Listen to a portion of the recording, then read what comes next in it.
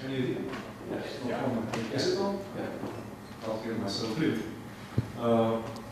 So I've been an entrepreneur for a long time now. I've been in 2 successful IPOs, and you know, the successes you always remember, and mistakes you always forget, of course. So we were in the operator business, so we did Unit, which became Quest Communication. We were the 3rd long distance carrier in the States. We did KPN Quest, we did the undersea cables. And then, you know, later on we did Stepstone, which was also, you know, a big IPO. After that, I was for a while a banker, so the people that were with me, we are all between 55 and 65. You know, we are the real baby boomers. So lately we have been looking at the movie Red, Retired but Extremely Dangerous.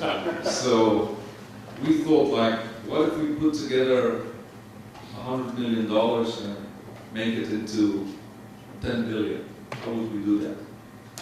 So, well, we can start in tranches, you know, play with the supersedure. So our question was, what is the next conversation? If we own the next conversation globally, then you can make several billions of dollars. So for us, the next conversation is health, mobile health.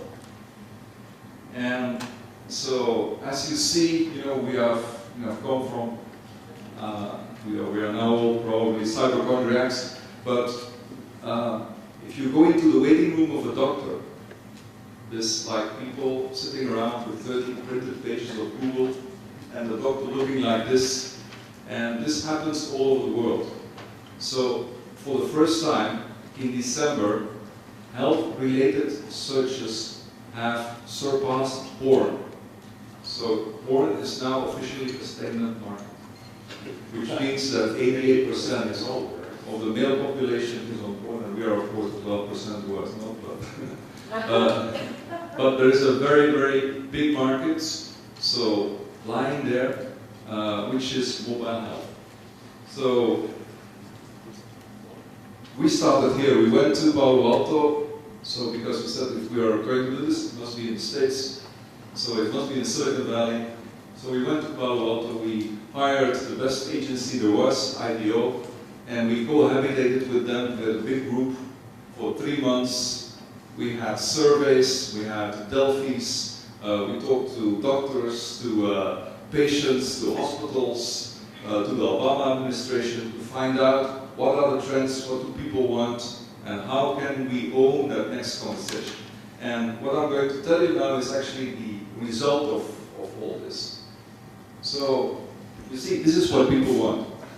They don't want this doctor, they want Dr. House. It's a Hollywood creation. People want not a doctor, they want a detective. They want also to know everything about their health themselves. This is Dave, you know, he's the leader of the rebellion of patients.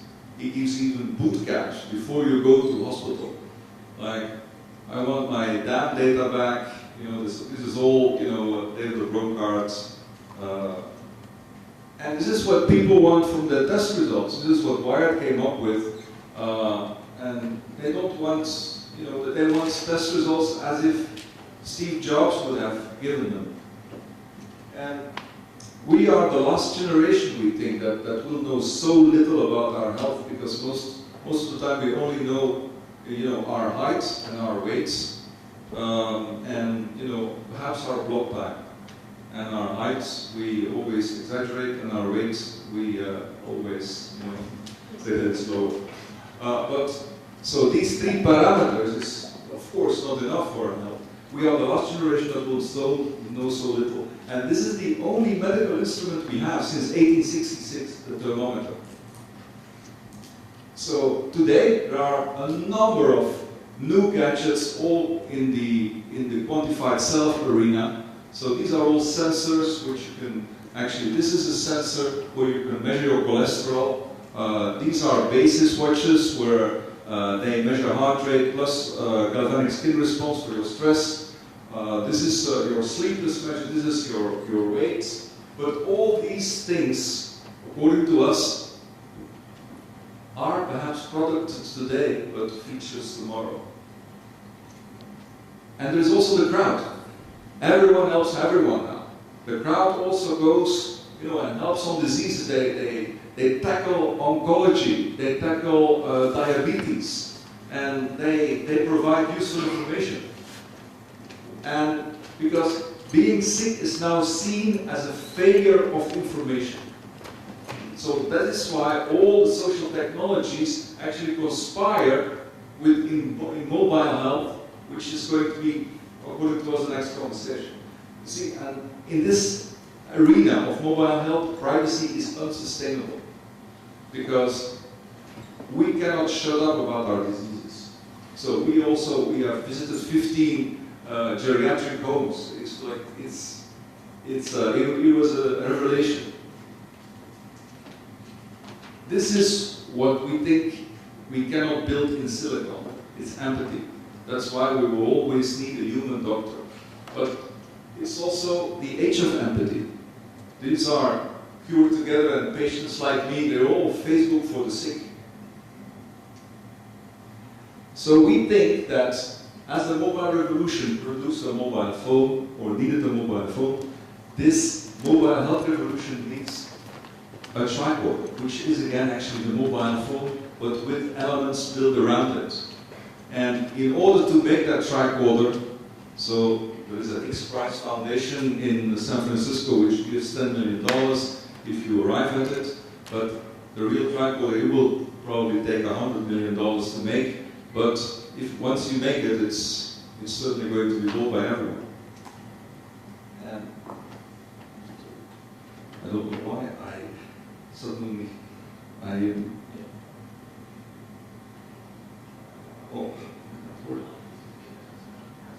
window into the human body. But on a day-to-day basis, we're still in the dark about our own health. We are changing that. What if instead of fearing the worst when you notice something out of the ordinary, you could identify the condition yourself? Getting the right diagnosis would save you worry and an unnecessary doctor's visit.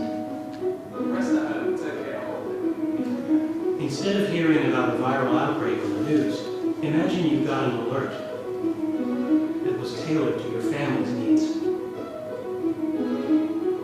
It would also give you advice about what to do next. What if you had a way to identify what was wrong right away? A way to get all of the information you need to understand the situation.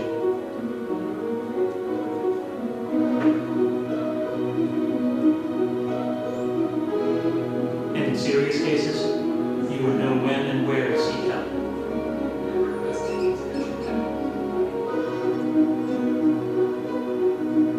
We're building a way for people to check their bodies as often as they check their email. It's all possible, and it's only the beginning.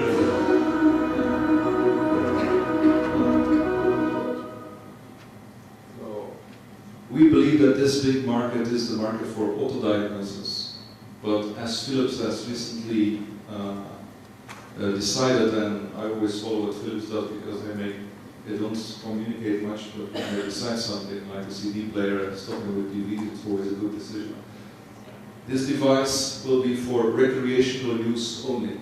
We will therefore escape FDA and all other legal things. So in the end, you will have to go to your doctor. You can send them all your measurements, you can send them all your diagnosis, but in the end, the home diagnostic will be recreational. It will be helped by a lot of sensors which will be built into the environment, for which we are making gateways. So this is, for instance, we have completely made the architecture of the bathroom where your toothbrush knows the cavities, where your comb counts your hair, and all this will be fed into this tricorder. Ford and Toyota are building their own stuff. That have, Ford has a $100 million fund just to build health data in cars. This is wired. This is going to be probably one of the best labs in the house. It's your toilets that will be completely processing your excrements. And in the end, everything that we wear on the body, eventually we will wear in the body. So we are now already having wearables and standables and implantables that go through FDA, but very soon we will have patchables, subdermals, injectables, ingestibles. This is an ingestible. It is going through FDA just now. It will probably go through FDA, pass through FDA in a month. This is a pill by Proteus, and you take the pill. It's for 20 days, and it controls your bowels and your ingestion. So you can see remotely if your children or if your grandmother has taken her pills or hasn't. So we believe that changing our health in real time is really what people need now. And we also believe that silicon is unstoppable. So not only is there a cost factor, but de-skilling must happen. In the States alone, there's now 150,000 GPs shortage. In Europe, we are facing a growing population with a lot more. We will have to decentralize the hospitals and put the point of care in the home. All this leads for telehealth and mobile health devices. And, you know, it's my, how do you make a product like that? Well, it's my old question to my students, why do men have nipples? Because it doesn't make any sense.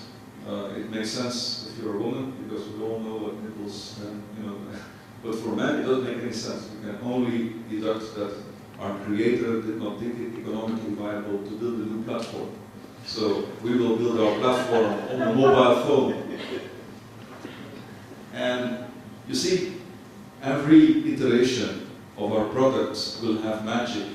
But just like Siri and so many things before, magic works because it doesn't work all the time. You know, it's okay if you introduce new features that are quasi-miracles that don't work, or that sometimes work. This is a bad slide, put it on the plane. But when I was at the Media Lab, Kay invented the slogan, if you want to predict the future, you have to invent it. Well, as baby boomers, we are now on the next chapter. If we want to predict our future, we will have to prevent it. And for many of the young generation, we are Planet of the Apes because all the exhibits are running a complete show. And it's very hard to them to tell them that one day we will give our power away, although I think that longevity is a conspiracy theory, because what we want to say is we want to uninvent retirement and keep everything we have. But death will be our last great adventure. This is what I learned in the geriatric homes, how people talk about death and the visitations that they have and our changing states of consciousness. So having a tricorder and having everything about our health will also mean something that we'll have to embrace our mortality. Because now we think if we don't know, we're okay. Because sometimes happiness is the absence of evidence. We will bring health in the mating arena, because this is where it should be. You see, proactive is sexy, reactive is not. So this is what we have hired Yves Béard for.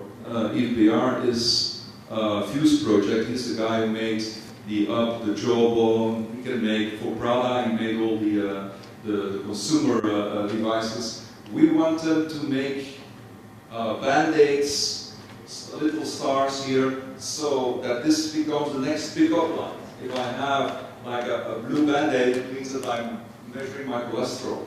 If I have a yellow star, it means that I'm a diabetic. You know, the next pickup lines will be all about health. And we will probably, instead of buying pills, buying apps. And e-prescriptions in the States are going through the roof. So this will certainly also be possible in in the near future.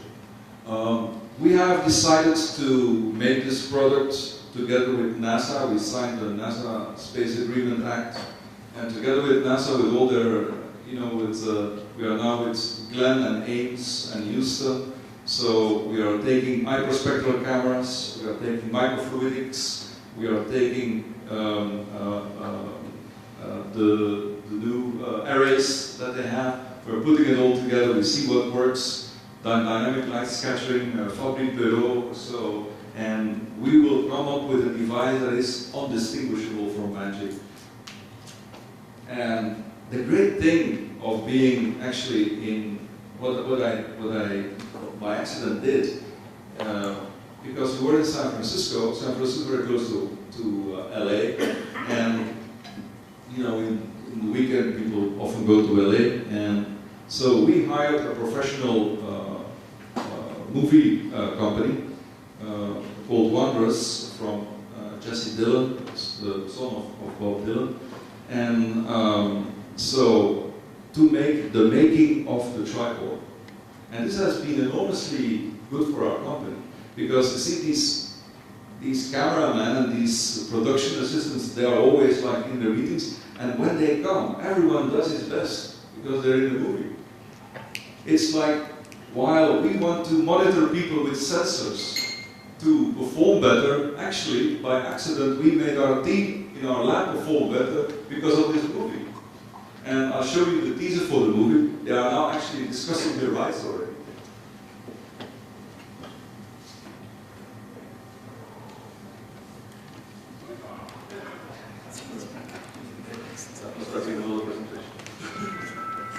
In 2006, I was a lot in hospitals with one of my kids, and I thought, this is a failed economy.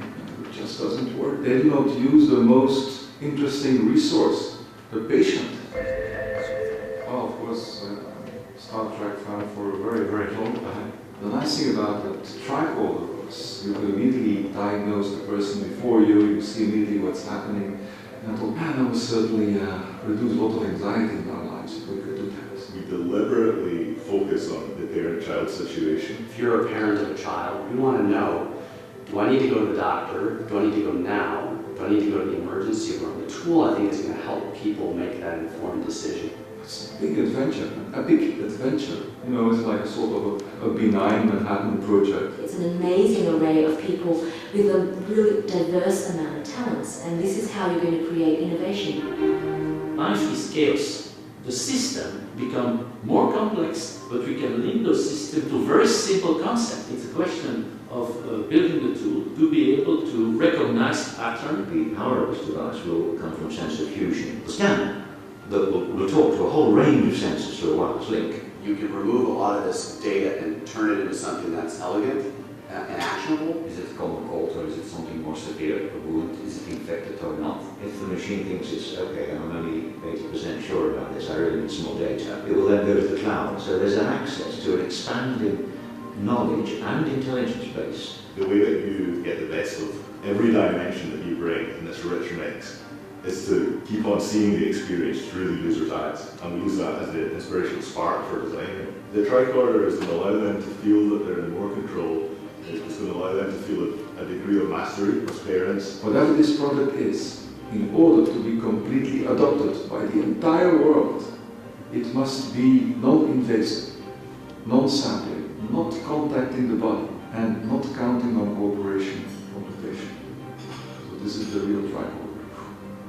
It will change everything. That's a point of inflection for our species. If I tell the consumer that there is a tricorder where he can auto-diagnose himself and where he is empowered, he will want to have that, and I'll build it.